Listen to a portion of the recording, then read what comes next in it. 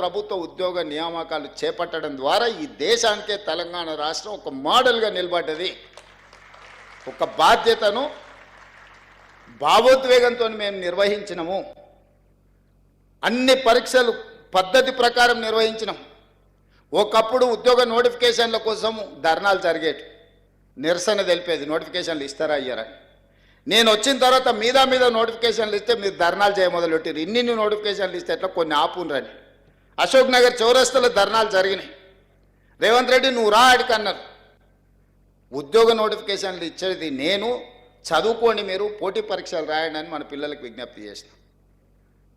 ఎక్కడ కూడా ఈ దేశంలో నోటిఫికేషన్లు ఇవ్వమని ఉద్యమాలు జరిగినాయి, నోటిఫికేషన్లు ఇవ్వమని ధర్నాలు జరిగినాయి. కానీ ఇంతగానం నోటిఫికేషన్లు ఇస్తే ఎట్లా కొన్ని ఆపుండ్రు అని ఎక్కడైనా ఈ దేశంలో ధర్నా జరిగిందా? మొదటిసారి తెలంగాణ రాష్ట్రంలో మీ ప్రభుత్వం వచ్చినాక నోటిఫికేషన్లు కొన్ని వాయిదా వేయండి అని ధర్నాలు జరిగినాయి. ఇది మా చిత్తశుద్ధికి నిదర్శనం. ఎందుకంటే ఏండ్ల తరబడి వాయిదాలు పడుతూ వస్తున్న నోటిఫికేషన్లు ఇవ్వడం ద్వారా ఆ పిల్లలకు ఉద్యోగం రావడమో రాకపోవడమో అర్థమైతే ఇంకొక పని కోసం వెళ్తారు. తల్లిదండ్రులకు కూడా వాడికి ఉద్యోగం వస్తే పెళ్లి చేద్దాం అనుకుంటారు. 22-23 ఏళ్ళకి హైదరాబాద్ వచ్చాడు, 33 ఏళ్ళు ఆయన ఉద్యోగం రాకపోతే ఎప్పుడు పెళ్లి చేయాలా? మా ఆడపిల్లలకు పెళ్ళి ఎట్లా ఉద్యోగం వస్తుంది కదా అని పెళ్లి చేస్తే వాళ్ళ పిల్లలే స్కూల్కి పోతురు. మా చెల్లెళ్ళకు వాళ్ళకు ఉద్యోగం అనేది తెలియకుండా పోయింది. లేకపోతే పిల్లగానికి ఉద్యోగం వస్తుందని పిల్లనిస్తే వానికి ఉద్యోగం రాకపోతే అరే పిల్ల ఉద్యోగం వస్తుందని కట్నం ఇచ్చి పెళ్లి చేస్తే పిల్లగాడు ఉద్యోగం సంగతి తెలుస్తలేడంటే అత్తగారు వాళ్ళకి ఎంత. ఇవన్నీ ప్రాక్టికల్గా ఉన్న సమస్యలు. నేను చెప్పేటివి పాసింగ్ రిమార్క్ కింద నేను చెప్తున్నా, కానీ వాస్తవంగా మధ్యతరగతి కుటుంబాలలో ఉన్న ఒక దీర్ఘకాలికమైన సమస్య. కోచింగ్ సెంటర్లకు ఫీజులు కట్టాలి, పిల్లలు హైదరాబాద్లో చదువుకోవడానికి డబ్బులు ఇవ్వాలి, వాళ్ళు ఇక్కడెక్కడ ఉద్యోగం పోయేటట్టు ఉండదు, ఊర్లలో తల్లిదండ్రులకు వీళ్ళకి పంపించగలిగినంత ఆర్థిక స్తోమత ఉండదు, వాళ్ళు ఉపాధి హామీ కూలీకి పోయో లేకపోతే ఊర్లలో కూలీ నాలి పనిచేసి ఆ పైసలు ఎన్ని సంవత్సరాలు పంపించాలి, వాళ్ళ కోసం ఎన్ని సంవత్సరాలు ఎదురు చూడాలా. అందుకే నేను నిర్ణయించుకున్నా, ఏ ఖాళీలైనా పెండింగ్ పెట్టకండి. అందుకే గ్రూప్ 1 ఎన్ని రకాల కేసులు వేసినా సుప్రీంకోర్టు వరకు కొట్లాడి అన్ని కేసులను, తప్పుడు కేసులను అన్నిటిని కూడా బంగాళాఖాతం లేపించి ఇవాళ గ్రూప్ 1 ఫలితాలు ఇచ్చిన.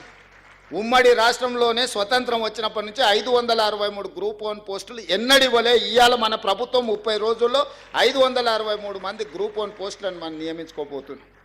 గ్రూప్ 2, గ్రూప్ 3 కూడా మనం ఫలితాలు ఇచ్చినాం. సర్టిఫికెట్స్ వెరిఫికేషన్ ఇవన్నీ జరుగుతున్నాయి. విత్ ఇన్ డేస్లో 2000 గ్రూప్ 1, గ్రూప్ 2, గ్రూప్ 3 కలిపితే దాదాపుగా 2000 పైచిలకు ఉద్యోగాలు నియామక పత్రాలు తెలంగాణ రాష్ట్రంలో ఇంకో 30-40 రోజుల్లో మనము నియమించుకోబోతున్నాం. ఉద్యోగాలు 2-2.5 వేలు ఉండొచ్చు, కానీ 10 లక్షల పైగా విద్యార్థులు కోచింగ్ సెంటర్లో చుట్టూతో తిరుగుతూ వాళ్ళు ఊరు నుంచి తల్లిదండ్రుల దగ్గరికి వెళ్ళి ఉద్యోగం వచ్చిందానో రాలేదానో చెప్పుకోలేని పరిస్థితుల్లో కొట్టుమిట్టాడుతుంటే ఈరోజు ఒక శాశ్వత పరిష్కారం చూపించే ప్రయత్నం చేస్తున్నాం. అన్నీ అడ్డుకోవాలనే ప్రయత్నమే. మేం చెయ్యలేదు కాబట్టి రేవంత్ రెడ్డిని చెయ్యనీయకూడదు. మేము రోడ్లు వేయలేదు, ఈయన రోడ్లు వేయకూడదు. మేము ఉద్యోగాలు ఇవ్వలేదు, ఈయనను ఉద్యోగాలు ఇవ్వనీయకూడదు. మేము సాగునీటి ప్రాజెక్టులు పూర్తి చేయలేదు కాబట్టి ఈయనను చేయనీయకూడదు. మేము పరిశ్రమలు తేలేదు, ఈయన తెస్తే ఏదో ఒకటి కాళ్ళల్లో కట్టడం పెట్టాలి. ప్రతిదీ ఆనాడు ఒక వ్యక్తి, ఒక కుటుంబం, ఒక రాజకీయ పార్టీ సెంట్రిక్గా రాష్ట్రంలో నిర్ణయాలు జరిగితే ఈరోజు ప్రజల కోణంలో, నిరుద్యోగ యువకుల కోణంలో, విద్యార్థుల కోణంలో ఈరోజు మన ప్రభుత్వం, ఈరోజు విద్యార్థులకు మీరు అందరూ గ్రామాల నుంచి వచ్చిన వాళ్ళు దాదాపుగా డైట్ ఛార్జెస్ 10 సంవత్సరాలు పెంచలేదు.